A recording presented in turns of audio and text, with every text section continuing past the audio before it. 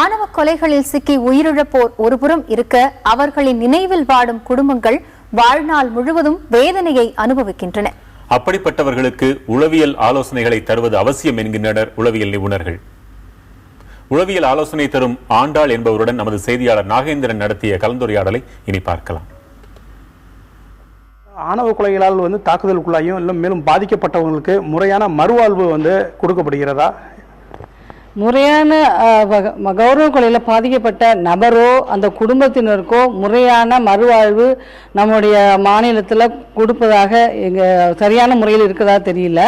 பாதிக்கப்படும் பொழுது அவர்களுக்கு பாதிக்கப்பட்ட நபருக்கு ஆதரவு குழுக்கள், அது ஒரு இயக்கமாக இருக்கலாம், பெண்கள் குழுவாக இருக்கலாம், ஒரு தனிப்பட்ட தொண்டு நிறுவனங்களாக இருக்கலாம், இல்லை அரசாங்கத்தில் இருக்கக்கூடிய அதிகாரிகளும் அந்த அந்த பெண்ணுக்கோ ஆணுக்கோ பாதிப்பு ஏற்படக்கூடிய அந்த பெண்ணுக்கோ ஆணுக்கோ ஆதரவு வழங்கணும். அந்த ஆதரவு முறையாக இருக்குதா அப்படின்றது அந்த குழுக்கள் இல்லை, அதை ஏற்படுத்தி கொடுக்கணுன்றது நம்முடைய கடமை. அதே நேரத்தில் நிபுணர்கள், உளவியல் நிபுணர்கள், மனநல மருத்துவர்கள், சமூக ஆர்வலர்கள் முன் அவர்களுக்கு உளவியல் ரீதியான ஆலோசனை கொடுங்க. ஏன்னா அவர்களுக்கு அந்த பாதிப்பு இருக்கும்போது கோபம் நிறைய வரும், அவர்களுக்கு மன உளைச்சல் ஏற்படும், அவர்களுக்கு அந்த குற்ற உணர்வு இருக்கும். ஸோ இதிலெல்லாம் விடுபடணும் அப்படின்னு சொன்னால் ஒரு நிபுணத்துவம் வாய்ந்த அனுபவம் உள்ளவர்கள் அதில் ஈடுபடுத்தி அவர்களுக்கு தகுந்த மறுவாழ்வுக்கான பணிகளை அவர் செய்யணும். கட்டாயம் அது ரொம்ப